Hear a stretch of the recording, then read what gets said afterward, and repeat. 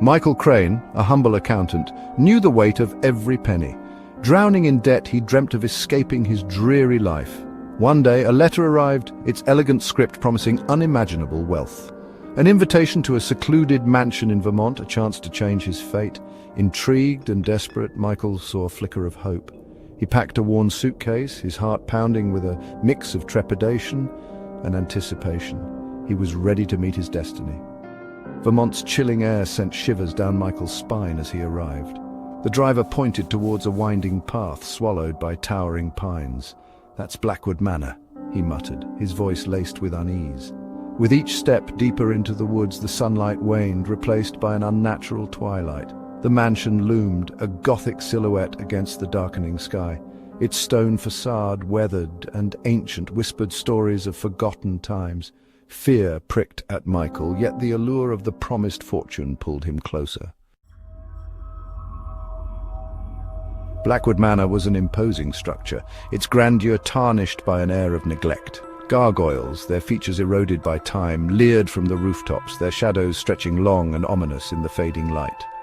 As Michael stepped inside, the heavy oak door closed behind him with a resounding thud, echoing through the silent mansion like a tomb. Dust motes danced in the faint beams of light that pierced the gloom, illuminating faded grandeur and an unsettling emptiness. The air hung heavy, thick with the scent of dampness and decay, whispering of secrets best left undisturbed. A wizened old butler, his face etched with time and untold stories, greeted Michael with a disconcerting bow. "Welcome, Mr. Crane," he rasped, his voice barely a whisper. "Your room awaits." His words echoed in the cavernous hall as he led Michael through a labyrinth of shadowy corridors. Each room they passed seemed frozen in time, filled with antique furniture draped in dust covers, their silent presence radiating an eerie stillness. The mansion felt less like a dwelling and more like a mausoleum, its beauty buried beneath layers of forgotten memories and unspoken truths. Michael's room was spacious yet strangely cold, the fireplace long gone cold. A chill permeated the air, clinging to him like a shroud. Sleep offered no escape. His dreams were plagued by visions of gold coins cascading, their metallic clinking transforming into chilling whispers. Each night the whispers grew louder, morphing into a chorus of voices promising wealth and whispering of sacrifices. Sleep became a torment, each night a struggle against the insidious whispers that wormed their way into his mind, planting seeds of greed and ambition. Days blurred into an unsettling routine. Michael explored the mansion's dusty library, finding solace in the company of long-dead authors. The mansion, however, remained an enigma. He crossed paths with other guests, their eyes gleaming with an unsettling avarice, their conversations a constant murmur of wealth and acquisition. Michael felt an uneasiness gnawing at him, a growing suspicion that the price of the promised fortune might be far greater than he could ever imagine. Section 4. The Guests of Greed. There was Eleanor Vance, a once renowned artist, now seeking inspiration and wealth in equal measure, her eyes burning with a desperate hunger. Then there was Arthur Davies, a ruthless businessman, his every word laced with the cold calculation of a predator. Each guest carried an air of desperation, their desire for wealth a palpable force that crackled in the air between them. Their conversations revolved around investments and acquisitions, their laughter hollow and devoid of genuine joy. One evening, drawn together by a shared unease, the guests found themselves gathered in the grand dining hall.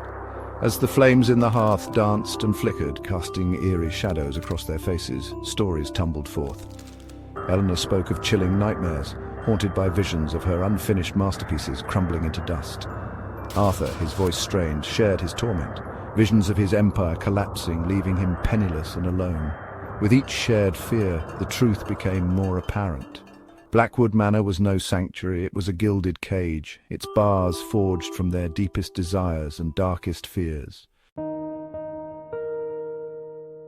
Section 5. The Price of Prosperity. One night, Michael stumbled upon a hidden room. Ancient, leather-bound volumes lined the shelves, each one chronicling the mansion's dark history.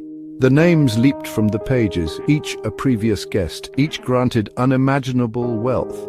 But the final entry for each soul was always the same, paid in full. His blood ran cold, he finally understood. Blackwood Manor was no benefactor, but a sinister entity, feeding on the very essence of its guests. The mansion offered wealth, yes, but at a terrible cost. It devoured dreams, ambitions, and ultimately, the very soul of those who dared to accept its gifts.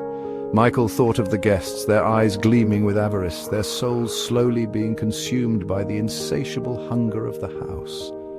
He thought of Eleanor, her artistic spirit slowly being extinguished, and Arthur, his humanity eroding with each passing day. Section 6. Escape from the gilded cage. Panic seized him. He had to escape, to warn the others.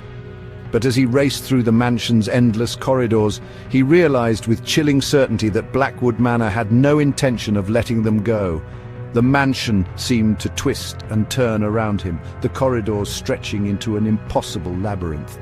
Doors slammed shut, trapping him in darkness, and the whispers returned, taunting him with promises of riches, urging him to succumb to the mansion's seductive embrace.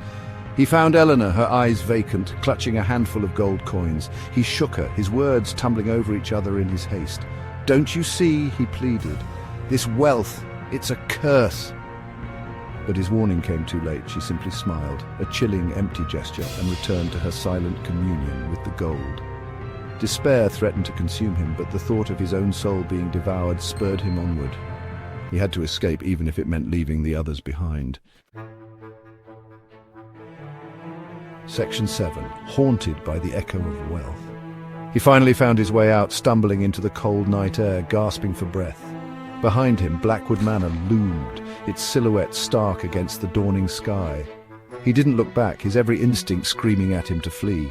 He had escaped with his life, but the memory of the mansion, of the whispers that promised wealth and demanded a terrible price, would forever haunt him. Back in his small apartment, surrounded by the familiar scent of dust and old paper, Michael found himself changed. He was wealthy now, his pockets filled with gold coins from the mansion, but the weight of those coins felt heavier than he could have ever imagined. Each one was a chilling reminder of the price of true wealth, of the souls consumed by the insatiable hunger of Blackwood Manor. The whispers lingered, fainter now but ever present, a constant reminder of the gilded cage he had escaped. He was free, but he knew with a certainty that chilled him to the bone that a part of him would forever remain trapped within those cold stone walls.